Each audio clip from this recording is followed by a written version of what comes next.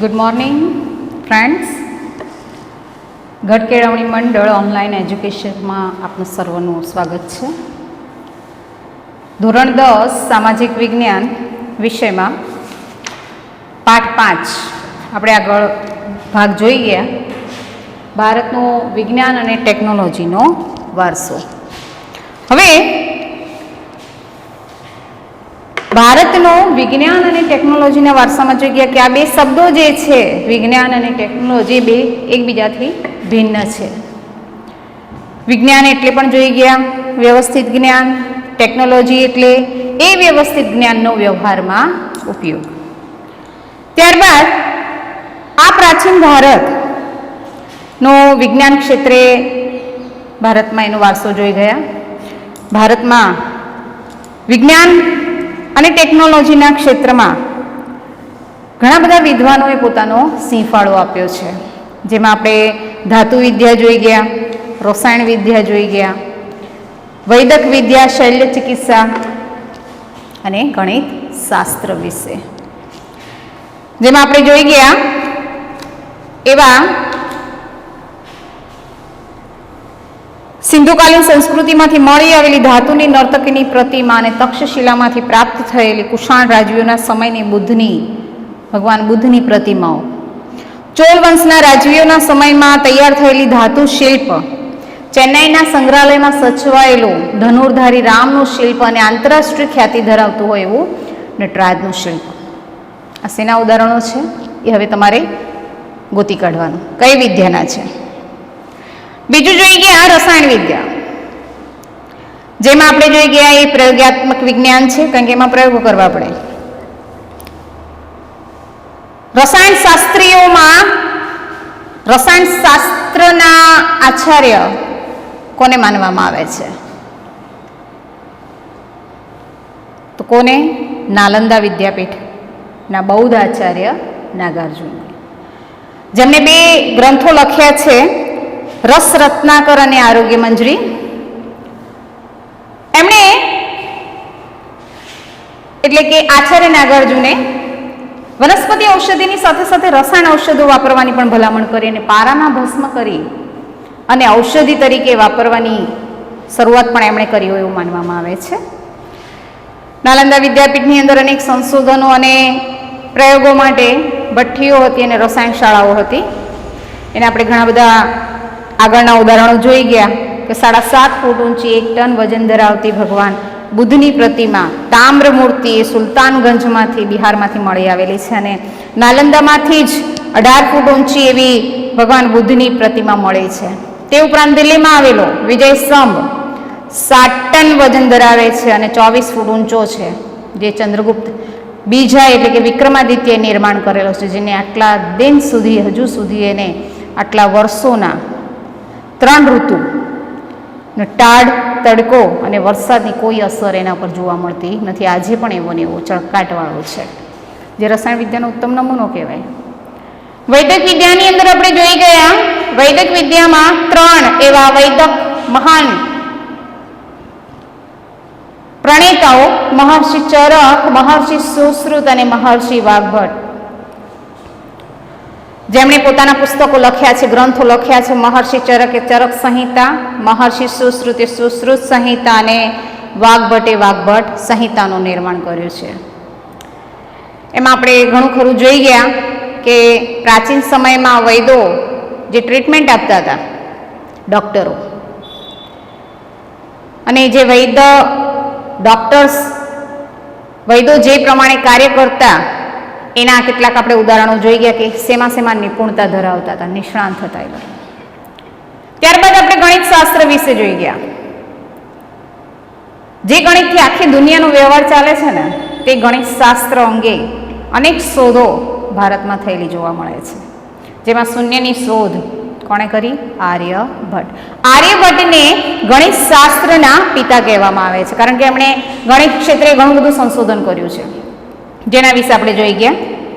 અન્ય વિજ્ઞાન જેમાં પ્રજનન શાસ્ત્રના કર્તા છે બ્રાહ્મવ્ય પાંચાલ છે, ચિકિત્સા સંગ્રહના કર્તા છે ચક્રપાણી દત્ત, કામસૂત્રના કર્તા છે વાત્સ્યાયન, વૃક્ષ આયુર્વેદ લખનાર મહામુનિ પારાશર છે. યોગશાસ્ત્ર તમે જાણો છો, મહામુનિ પતંજલિ છે. યંત્ર સર્વસ્વ જે મહર્ષિ ભારદ્વાજે લખ્યું છે, અને કાલગણના શકમુનિએ લખેલું છે. મેં તમને એ પણ વાત કરી હતી કે આન્ય વિજ્ઞાન અને એના કર્તા, આ જે ગ્રંથો છે અને એના કર્તાના નામ ખાસ યાદ રાખવાના છે તમારે. હવે એક નવો પોઈન્ટ જોઈએ, ખગોળશાસ્ત્ર અને જ્યોતિષશાસ્ત્ર. જે રીતે ધાતુ વિદ્યા, રસાયણશાસ્ત્ર જોઈ ગયા, આપણે ગણિત શાસ્ત્ર જોઈ ગયા, એ રીતે ખગોળશાસ્ત્ર અને જ્યોતિષશાસ્ત્રની વાત કરવાની છે. ખગોળ, ભૂગોળ, આ બે શબ્દ એકબીજાથી જુદા છે. ભૂગોળ એટલે પૃથ્વી પરનું જ્ઞાન, ને ખગોળ એટલે અવકાશનું જ્ઞાન. ખગોળ, ખગોળશાસ્ત્ર અને જ્યોતિષશાસ્ત્ર, જેમાં ખગોળશાસ્ત્ર એ બીજા બધા અન્ય બધા જ શાસ્ત્રોમાં સૌથી પ્રાચીન શાસ્ત્ર છે. સૌથી પ્રથમ પ્રાચીન શાસ્ત્ર એટલે કયું? ખગોળશાસ્ત્ર. એમાં સંશોધનો થયા છે. સૌથી પહેલા શાસ્ત્ર આની શરૂઆત થઈ, જેમાં અનેક ગ્રંથો લખાયા છે ખગોળશાસ્ત્રમાં. આ બધા ગ્રંથોનો અભ્યાસ પ્રાચીન સમયની અંદર આ બધા ગ્રંથોનો અભ્યાસ, વ્યવસ્થિત અને ઊંડો અભ્યાસ આપણી પ્રાચીન વિદ્યાપીઠો જે છે એમાં કરાવવામાં આવતો હતો. બધા જ ગ્રંથોનો અભ્યાસ કરાવવામાં આવતો, વ્યવસ્થિત અને એકદમ ઊંડો અભ્યાસ કરાવવામાં આવતો. પ્રાચીન વિદ્યાપીઠો, યુનિવર્સિટીઓ થઈ ગઈ પ્રાચીન સમયમાં, એમાં થતો. જેમાં ગ્રહો અને તેમની ગતિ, ગ્રહો અને એમની જે ગતિ છે એ ગતિ, પછી નક્ષત્ર અને અન્ય આકાશી પદાર્થો ઉપરથી, નક્ષત્રો ઉપરથી અને બીજા અન્ય આકાશની અંદર જે પદાર્થો છે, આકાશી પદાર્થો છે, એના ઉપરથી ગણતરી કરી ખગોળશાસ્ત્ર અને જ્યોતિષશાસ્ત્રનો વિકાસ થયો પ્રાચીન સમયમાં. ગ્રહો ઉપરથી ફળ પ્રમાણે જ્યોતિષ ફલિત કરવામાં આવતું. પ્રાચીન સમયમાં ગ્રહો ઉપરથી ફળ પ્રમાણે, ગ્રહો ઉપરથી કેવું ફળ માનવીને મળશે એ પ્રમાણે જ્યોતિષ ફલિત કરવામાં આવતું. આપણે પણ બાળકનો જન્મ થાય છે ત્યારે એના જન્મ કુંડળી બનાવવામાં આવે છે, જેમાં ગ્રહો, નક્ષત્રો, એની બધી માહિતી હોય છે અંદર. તો આ ગ્રહો ઉપરથી જ ફળ પ્રાપ્ત થતું ને એ પ્રમાણે જ્યોતિષ ફલિત કરવામાં આવતું. હવે એમાં માત્ર ખગોળશાસ્ત્ર વિશે આપણે પહેલો પોઈન્ટ જોઈએ. ફરીથી આ કોમન પોઈન્ટ છે બંને વિશે. તો એમાં ખગોળશાસ્ત્ર અને જ્યોતિષશાસ્ત્રોમાં સૌથી પ્રાચીન, બધા જ શાસ્ત્રોમાં સૌથી પ્રાચીન હોય તો એ છે, આ યાદ રાખવાનું, બધા જ શાસ્ત્રોમાં સૌથી પ્રાચીન તો ખગોળશાસ્ત્ર. બધા ગ્રંથો, શાસ્ત્રોમાં સૌથી પ્રાચીન શાસ્ત્ર હોય તો એ ખગોળશાસ્ત્ર છે, જેમાં અનેક ગ્રંથો લખાયા છે. એ બધા જ ગ્રંથોનો જે અભ્યાસ છે, ઊંડો અભ્યાસ, અને ખૂબ વ્યવસ્થિત એ રીતે માહિતી પ્રાચીન સમયની આપણી વિદ્યાપીઠો છે એમાં કરાવવામાં આવતો હતો. ગ્રહો અને એમની ગતિ વિશે, નક્ષત્રો અને તથા અન્ય આકાશી પદાર્થો ઉપરથી ગણતરી કરી અને ખગોળશાસ્ત્ર અને જ્યોતિષશાસ્ત્રનો વિકાસ થયો. ગ્રહો ઉપરથી ફળ પ્રમાણે જ્યોતિષ ફલિત કરવામાં આવતું, સાબિત કરવામાં આવતું. તો જોઈએ એમાં ભારતનો પ્રથમ ઉપગ્રહ, જેના નામ પરથી ભારતનો પ્રથમ ઉપગ્રહ આર્યભટ્ટ રાખવામાં આવ્યો છે. એવા આર્યભટ્ટ એ ખગોળ વિજ્ઞાન ક્ષેત્રે એમણે ખૂબ જ મહત્વનું પ્રદાન કર્યું છે. આર્યભટ્ટે એ મહાન ગણિતશાસ્ત્રી પણ થઈ ગયા. આપણે આગળ શીખી ગયા કે આર્યભટ્ટે શૂન્યની શોધ કરીને ગણિતશાસ્ત્રના એમને પિતા કહેવામાં આવે છે. તો એ જ આર્યભટ્ટ, જેમનું નામ પરથી ભારતના પ્રથમ ઉપગ્રહને નામ આપવામાં આવ્યું છે આર્યભટ્ટ, એ આર્યભટ્ટ ખગોળ વિજ્ઞાન ક્ષેત્રે પણ સારું એવું પ્રદાન કર્યું છે. ગણિતશાસ્ત્ર તો છે જ સારામાં સારા, પણ સાથે સાથે ખગોળ શાસ્ત્ર વિશે પણ એમને જ્ઞાન હતું. આર્યભટ્ટે શું સાબિત કર્યું ખગોળશાસ્ત્રમાં? તો આર્યભટ્ટે સાબિત કર્યું કે પૃથ્વી પોતાની ધરી પર ફરે છે. પૃથ્વી એ પોતાની ધરી પર ફરે છે. આપણે જે ગ્રહ પર રહીએ છીએ, પૃથ્વી ગ્રહ પર, એમણે એવું સાબિત કર્યું કે પૃથ્વી પોતાની ધરી પર ફરે છે અને ચંદ્રગ્રહણનું સાચું કારણ પૃથ્વીનો પડછાયો છે. ચંદ્રગ્રહણ જે થાય છે એનું સાચું કારણ પૃથ્વીનો પડછાયો છે, માટે ચંદ્રગ્રહણ થાય છે. પૃથ્વીના પડછાયાને કારણે ચંદ્રગ્રહણ થાય છે એવું એમણે સાબિત કર્યું. ફરીથી આર્યભટ્ટે સાબિત કર્યું કે પૃથ્વી પોતાની ધરી પર ફરે છે. આટલા વર્ષો પહેલા એમણે એવું સાબિત કર્યું. ત્યારે તો આટલા બધા સારા એવા સાધનો પણ નહોતા ગ્રહોને જોવા માટે. અવકાશી પદાર્થો જે ખૂબ અંતરે આવેલા છે પૃથ્વીથી, એ જોવા માટે એટલા બધા સારા એવા સાધનો ન હોવા છતાં પણ આર્યભટ્ટે એવું સાબિત કરી આપ્યું એ સમયે કે પૃથ્વી પોતાની ધરી પર ફરે છે અને ચંદ્રગ્રહણનું સાચું કારણ પૃથ્વીનો પડછાયો છે. પરિણામે વિદ્વાનો એમને આર્યભટ્ટને કયા નામથી સંબોધતા હતા? અજરભર. યાદ રાખવાનું.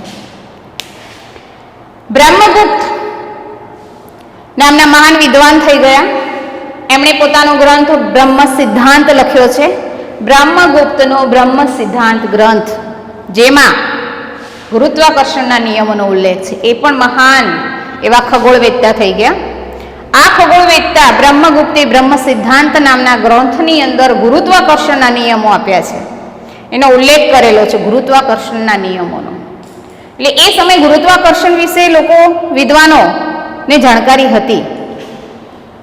ફરીથી માત્ર ને માત્ર ખગોળ વિદ્યા વિશે જોઈએ, ખગોળશાસ્ત્ર વિશે. ભારતનો પ્રથમ ઉપગ્રહ આર્યભટ્ટ, જેના નામ પરથી પાડવામાં આવ્યું છે આર્યભટ્ટ, એ મહાન આર્યભટ્ટ એક ગણિત, તમે આવું પણ લખી શકો, ગણિત શાસ્ત્રના પિતા કહેવામાં આવતા એ મહાન ગણિત શાસ્ત્રી હતા અને સાથે સાથે ખગોળ વિજ્ઞાન ક્ષેત્રે પણ એમણે સારું એવું પ્રદાન કર્યું છે. 2 વાક્યો આગળના ભાગમાંથી તમે અંદર ઉમેરી શકો છો. આર્યભટ્ટે સાબિત કર્યું, એમણે બીજું શું સાબિત કર્યું? કે પૃથ્વી પોતાની ધરી પર ફરે છે અને ચંદ્રગ્રહણનું સાચું કારણ પૃથ્વીનો પડછાયો છે.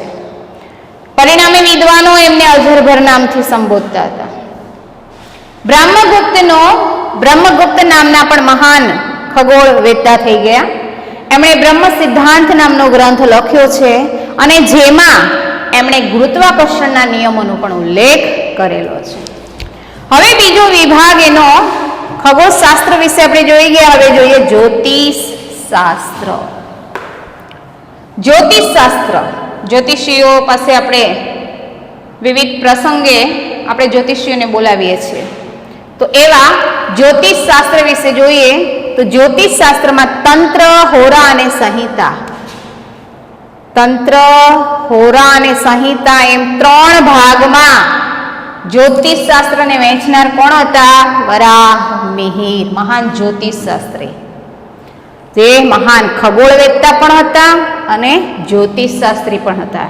એમને ખગોળનું પણ જ્ઞાન હતું અને જ્યોતિષનું પણ જ્ઞાન હતું. કારણ કે જ્યોતિષશાસ્ત્રને ખગોળનું જ્ઞાન હોવું જરૂરી છે, પણ ખગોળશાસ્ત્રી જે હોય, હા, એને કદાચ જ્યોતિષશાસ્ત્રનું જ્ઞાન ન હોય તો પણ ચાલે, પણ મહાન જ્યોતિષશાસ્ત્રી જે હોય એને ખગોળનું જ્ઞાન હોવું જોઈએ, તો જ એ જ્યોતિષ વિશે આપણને માહિતી આપી શકે. તંત્ર, હોરા અને સંહિતા 3 ભાગમાં વહેંચનાર જ્યોતિષશાસ્ત્રોને તંત્ર, હોરા અને સંહિતા એમ 3 ભાગમાં વહેંચનાર કોણ હતા? વરાહમિહિર, જે મહાન ખગોળવેત્તા અને જ્યોતિષશાસ્ત્રી થઈ ગયા.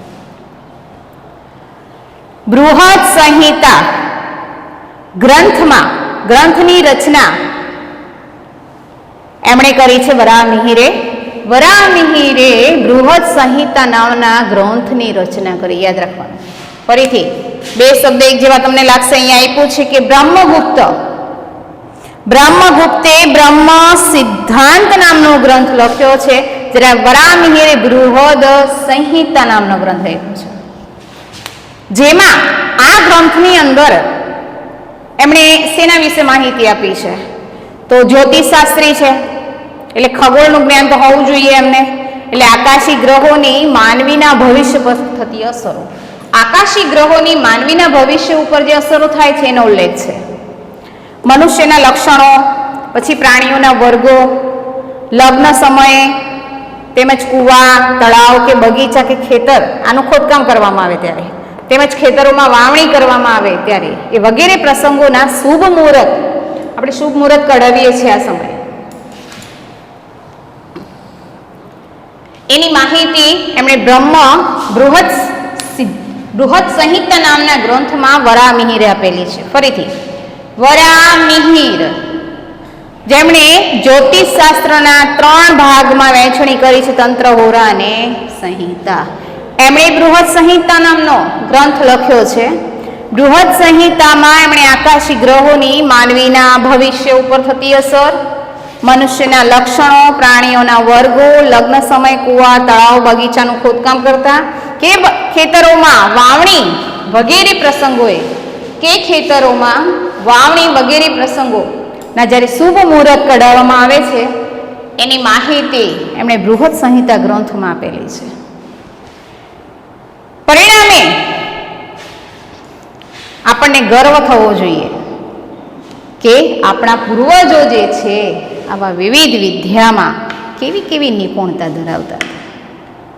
આપણા વિદ્વાનો આટલી બધી વિવિધ બાબતોમાં નિપુણતા ધરાવતા હતા, શ્રેષ્ઠ હતા, જે આપણા માટે ગર્વની બાબત છે. પરીક્ષાની અંદર ખગોળશાસ્ત્ર વિશે આખી ટૂંક નોંધ પૂછાય 2 માર્ક્સમાં, અને જ્યોતિષશાસ્ત્ર વિશે 2 માર્ક્સમાં ટૂંક નોંધ પૂછાય તમને. હવે અથવા ખગોળશાસ્ત્ર અને જ્યોતિષશાસ્ત્ર વિશે આખો પ્રશ્ન પૂછાય. આમાં આપેલા કેટલાક પોઈન્ટ્સ જે છે એ તમને ઓપ્શનમાં, ખાલી જગ્યામાં, વિકલ્પોમાં, જોડકામાં કોઈ પણ રીતે પૂછી શકાય. એટલે આ ભાગ તમારે નોટની અંદર આ રીતે સરસ રીતે પોઈન્ટ્સ પાડીને નોટ્સ લખવાની છે, આ જ રીતે, અને તૈયાર કરવાનું છે. ફરીથી ખગોળશાસ્ત્ર અને જ્યોતિષશાસ્ત્રનું એકવાર આપણે રેપિટેશન કરી જઈએ. શાસ્ત્રોમાં સૌથી પ્રાચીન હોય એવું શાસ્ત્ર કયું? મનથી તૈયાર કરવાનું છે આપણે. શાસ્ત્રોમાં, બધા જ શાસ્ત્રોમાં સૌથી પ્રાચીન તો ખગોળ, જેમાં ઘણા બધા ગ્રંથો લખાયા છે. એ બધા ગ્રંથોનો અભ્યાસ વ્યવસ્થિત અને ઊંડો કરવામાં આવતો, અને એ આપણા પ્રાચીન વિદ્યાપીઠોમાં કરાવવામાં આવતો. ગ્રહો અને તેની ગતિ, નક્ષત્ર અને અન્ય આકાશી પદાર્થો ઉપરથી ગણતરી કરી ખગોળશાસ્ત્ર અને જ્યોતિષશાસ્ત્રનો વિકાસ થયો. ગ્રહો ઉપરથી ફળ પ્રમાણે જ્યોતિષ ફલિત કરવામાં આવતું. ભારતનો પ્રથમ ઉપગ્રહ, જેના નામ પરથી પાડવામાં આવ્યું છે એવા ભારતનો પ્રથમ ઉપગ્રહ આર્યભટ્ટ, જે મહાન ખગોળ વિજ્ઞાન ક્ષેત્રે મહાન ખગોળવેત્તા પણ થઈ ગયા. અને મેં તમને કહ્યું તે પ્રમાણે આર્યભટ્ટ એ મહાન ગણિતશાસ્ત્રી પણ છે, જેમને ગણિતશાસ્ત્રના પિતા કહેવાય છે. આર્યભટ્ટે સાબિત કર્યું, યાદ રાખવાનું છે કે એમણે શું સાબિત કર્યું. આર્યભટ્ટે શું સાબિત કર્યું છે? તો પૃથ્વી પોતાની ધરી પર ફરે છે અને ચંદ્રગ્રહણનું સાચું કારણ પૃથ્વીનો પડછાયો છે. તેમને વિદ્વાનો અજરભર નામથી સંબોધતા હતા. બ્રહ્મગુપ્ત નામના પણ મહાન એવા ખગોળવેત્તા થઈ ગયા, જેમણે બ્રહ્મ સિદ્ધાંત, એમના નામ ઉપરથી છે બ્રહ્મગુપ્તનો બ્રહ્મ સિદ્ધાંત, એમના જ નામ ઉપરથી આ પાડવામાં આવ્યો છે ગ્રંથનું નામ. એમણે બ્રહ્મ સિદ્ધાંત નામનો ગ્રંથ લખ્યો છે, જેમાં એમણે ખગોળ વિશે ગુરુત્વાકર્ષણના નિયમોનો ઉલ્લેખ કરેલો છે. જ્યોતિષશાસ્ત્ર, જેમાં માત્ર વરામિહિર વિશે તમારે નોંધ કરવાની છે. વરામિહિરે જ્યોતિષશાસ્ત્રને 3 ભાગમાં વહેંચ્યું છે, તંત્ર, હોરા અને સંહિતા. જે મહાન ખગોળવેત્તા અને જ્યોતિષશાસ્ત્રી થઈ ગયા. મેં તમને કહ્યું કે જ્યોતિષશાસ્ત્રી હોય તો એમને ખગોળનું જ્ઞાન હોવું જોઈએ, એટલે ખગોળવેત્તા પણ છે અને જ્યોતિષશાસ્ત્રી પણ છે. એમણે બૃહદ સંહિતા નામનો ગ્રંથ લખ્યો છે. વરામિહિરનો ગ્રંથ કયો? તો બૃહદ સંહિતા. જેમાં એમણે શેનો ઉલ્લેખ કર્યો છે? આ ગ્રંથમાં આકાશી ગ્રહોની માનવીના ભવિષ્ય પર થતી અસરો, મનુષ્યના લક્ષણો, પ્રાણીઓના વર્ગો, લગ્ન સમયે, કૂવા, તળાવ, બગીચા સમયે કે ખેતરોમાં વાવણી વગેરે પ્રસંગોના સમયે શુભ મુહૂર્તની માહિતી એમાં આપવામાં આવી છે. પરિણામે આપણને ગર્વ થવો જોઈએ કે આપણા જે પૂર્વજો છે આ બધા, એ વિવિધ કેવી કેવી બાબતોમાં નિપુણતા ધરાવતા હતા, વિવિધ વિદ્યામાં નિપુણતા ધરાવતા. હવે જે રીતે ખગોળશાસ્ત્ર અને જ્યોતિષશાસ્ત્ર વિશે આપણે જોઈ ગયા, એ જ રીતે તૈયાર કરવાનો છે આખો પ્રશ્ન. એ જ રીતે વાસ્તુશાસ્ત્ર આખો પ્રશ્ન તમને 4 માર્ક્સમાં પૂછાય છેલ્લા ડી વિભાગમાં. આ ડી વિભાગમાં આખો પ્રશ્ન હોઈ શકે ને આ પણ આ 2 માર્ક્સમાં હોઈ શકે આખો. તો વાસ્તુશાસ્ત્ર પ્રાચીન ભારતનું વાસ્તુશાસ્ત્ર ક્ષેત્રે મહત્વનું પ્રદાન છે. પ્રાચીન ભારતમાં પણ આ વાસ્તુશાસ્ત્ર વિશે સારી એવી જાણકારી આપણને પ્રાપ્ત થાય છે. વાસ્તુશાસ્ત્ર એ જ્યોતિષશાસ્ત્રનો અવિભાજ્ય અંગ છે, આ યાદ રાખવાનું છે. વાસ્તુશાસ્ત્ર એ કોનો અવિભાજ્ય અંગ છે? જ્યોતિષશાસ્ત્રનો. કારણ કે જેને વાસ્તુશાસ્ત્રની માહિતી વાસ્તુશાસ્ત્રી હોય એને જ્યોતિષશાસ્ત્રનું પણ થોડું જ્ઞાન હોવું જોઈએ. એટલે જ્યોતિષશાસ્ત્રનો અવિભાજ્ય અંગ છે. વાસ્તુશાસ્ત્રમાં અનેક વાસ્તુશાસ્ત્રીઓ થઈ ગયા, મહાન વિદ્વાનો થઈ ગયા. કયા વિદ્વાનો થઈ ગયા જેમને વાસ્તુશાસ્ત્રના વિદ્વાનો કહેવાય છે? એમાં બ્રહ્મા, નારદ, બૃહસ્પતિ, ભૃગુ, વશિષ્ઠ અને વિશ્વકર્મા. યાદ રાખવાનું છે. વાસ્તુશાસ્ત્રમાં મહાન વિદ્વાનોમાં બ્રહ્મા, નારદ, બૃહસ્પતિ, ભૃગુ, વશિષ્ઠ અને વિશ્વકર્મા. તે ઉપરાંત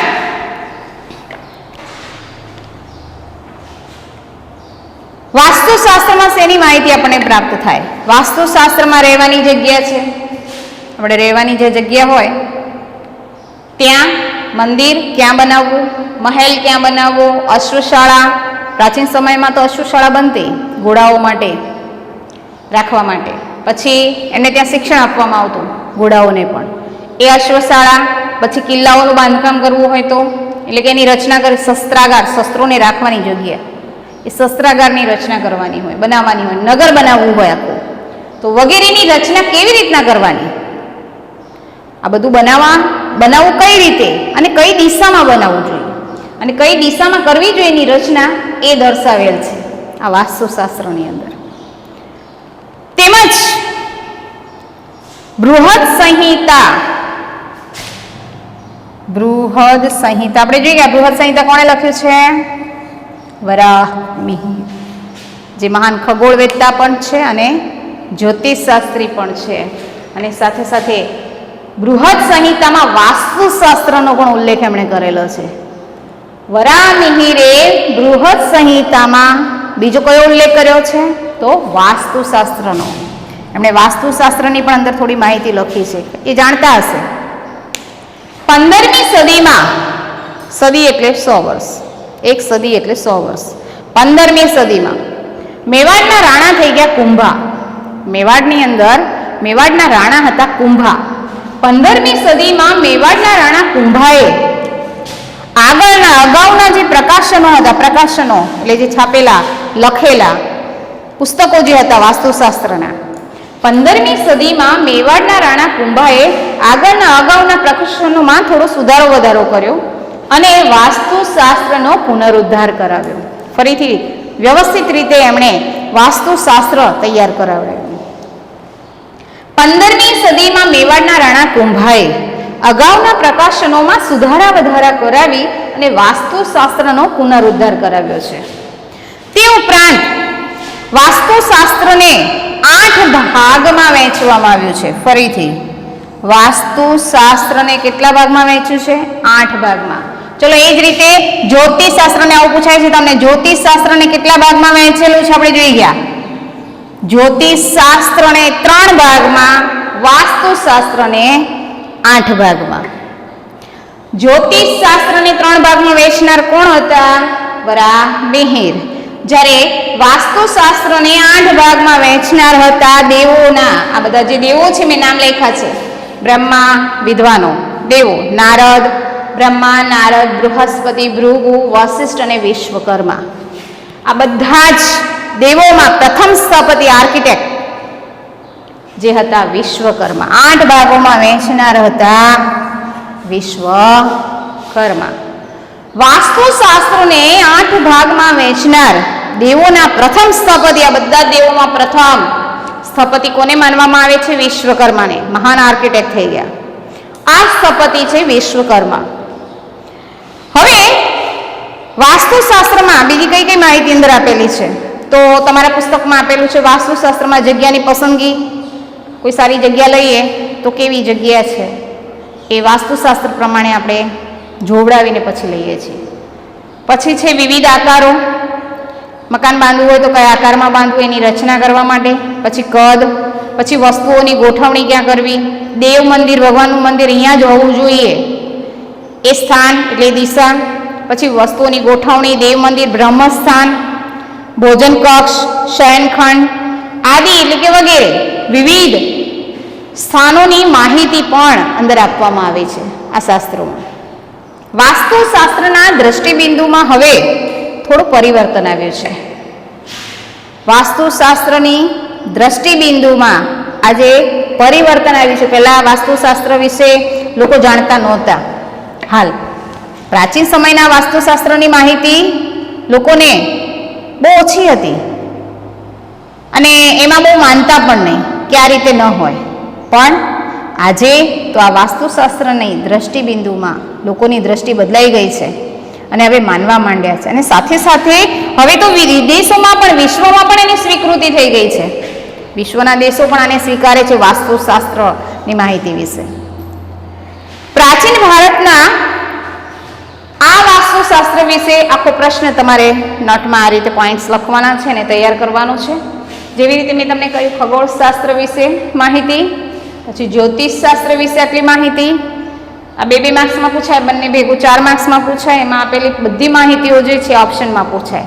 અને વાસ્તુશાસ્ત્રનો પ્રશ્ન તમને 4 માર્કમાં પૂછાય, ઘણીવાર પૂછાઈ ગયો છે એટલે તૈયાર કરવાનું રહેશે. સહેલું છે. પ્રાચીન ભારતના વિદ્વાનોનું જ્ઞાન વિશ્વમાં સ્વીકાર્ય થયું છે. ભારતના જે પ્રાચીન વિજ્ઞાન વિશે જાણકાર વિદ્વાનો જે છે એ આજે વિશ્વમાં એમને સ્વીકારવામાં આવ્યા છે. આપણા ભારતની સંસ્કૃતિ વિશાળ અને વૈવિધ્યસભર છે. આપણે જાણીએ છીએ ભારતની સંસ્કૃતિ તો કેવી છે, વિશાળ છે અને વૈવિધ્યસભર છે, વિવિધ સ્વરૂપની. એમાં ધર્મ અને વિજ્ઞાન, પરંપરાગત આદર્શો, વ્યવહારિક જ્ઞાન, સમજણનો સુભગ સમન્વય થયેલો છે, જે વિશ્વના બહુ ઓછા દેશોમાં જોવા મળે છે. આપણી સંસ્કૃતિમાં સહિષ્ણુતા અને સમાનતા છે. આપણી સંસ્કૃતિમાં શું જોવા મળે છે? સહિષ્ણુતા અને સમાનતા. 2 શબ્દ યાદ રાખવાનો છે ઓપ્શનમાં. આપણી સંસ્કૃતિમાં સહિષ્ણુતા છે, આપણે બધાને સ્વીકાર્ય કરીએ છીએ, અને સમાન દ્રષ્ટિએ જોઈએ છીએ, એટલે સમાનતા છે. અહીં દરેક વ્યક્તિના ધર્મ, જીવન પદ્ધતિ અને મૂલ્યોમાં વૈવિધ્ય જોવા મળે છે. આપણે તો અનેક ધર્મના લોકો રહે છે, પરિણામે એમની જીવન પદ્ધતિ પણ જુદી જુદી છે દરેકની. મૂલ્યોમાં પણ વિવિધતા જોવા મળે છે, છતાં પણ આપણા દેશમાં એકતાના દર્શન થાય છે. આલા વિવિધ ધર્મના લોકો હોવા છતાં પણ બધા એક થઈને રહે છે, કારણ કે ભારતની સંસ્કૃતિમાં બધા ભળી ગયા છે અને સ્વીકારે છે એ રાષ્ટ્રોને. વિવિધતામાં એકતા, આ વિવિધ હોવા છતાં પણ બધા એક થઈને રહે છે. આ વિવિધતામાં એકતા એ ભારતીય સંસ્કૃતિનું મૂળભૂત મુખ્ય લક્ષણ છે. આ યાદ રાખવાનું છે. ભારતીય સંસ્કૃતિનું મૂળભૂત લક્ષણ કયું છે? આપણું મેઇન લક્ષણ છે આપણા સંસ્કૃતિનું વિવિધતામાં એકતા. હવે આખો પ્રશ્ન લખવાનો રહેશે તમારે અને નોટમાં તૈયાર કરવાનો છે લખીને. સાથે સાથે એના ઓપ્શન્સ છે એ પણ તૈયાર કરવાના રહેશે, જે પરીક્ષામાં તમને ખૂબ કામ લાગશે. Okay, thank you.